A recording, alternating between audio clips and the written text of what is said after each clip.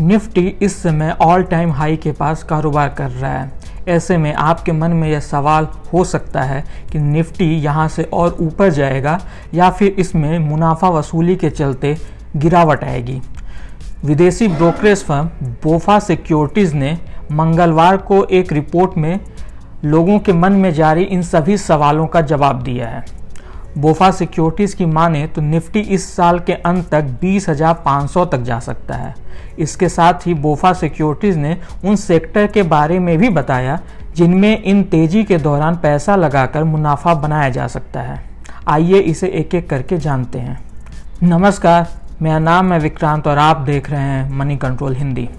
बोफा securities ने इस साल के लिए निफ्टी का टारगेट 18,000 से बढ़ाकर 20,500 कर दिया है।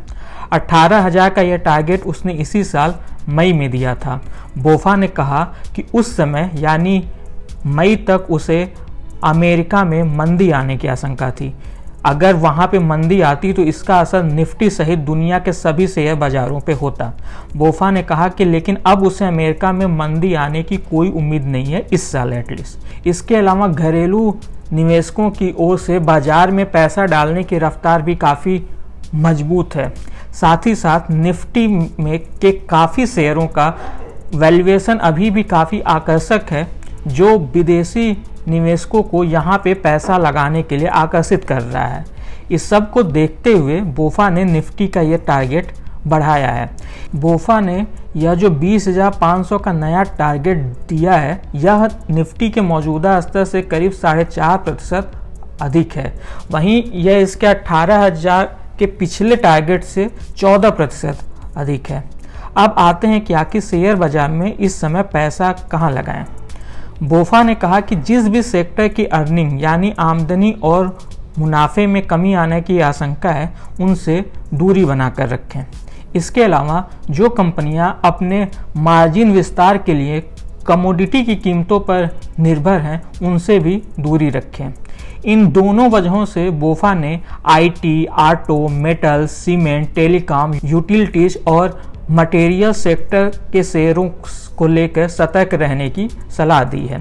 इसकी जगह उसने फाइनेंशियल सेक्टर को अपना फेवरेट बताया है। बोफा ने कहा कि फाइनेंशियल सेक्टर का वैल्यूएशन काफ़ी अच्छा है, इसकी कमाई में गिरावट का जोखिम भी कम है। फाइनेंशियल के अलावा उसने इंडस्ट्रियल शेयरों में भी निवेश की सलाह दी है।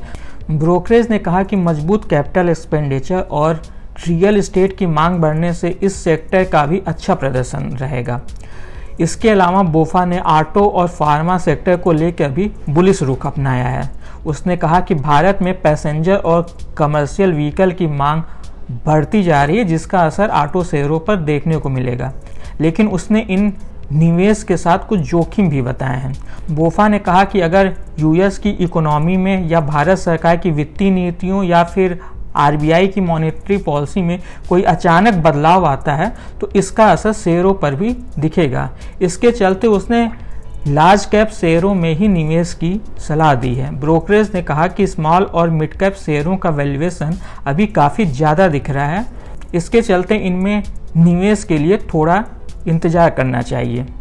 इस खास वीडियो में बस इतना ही, लेकिन यहाँ हम आपको ये साफ करना चाहेंगे कि इस पूरे वीडियो में जो भी राय दी गई है वह ब्रोकरेज फर्म की अपनी राय है, न कि मनी कंट्रोल की।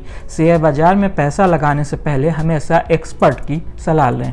ऐसी ही अन्य खबरों के लिए आप जुड़े रहें मनी कंट्रोल हिंदी के साथ। तब तक के लिए नमस्कार।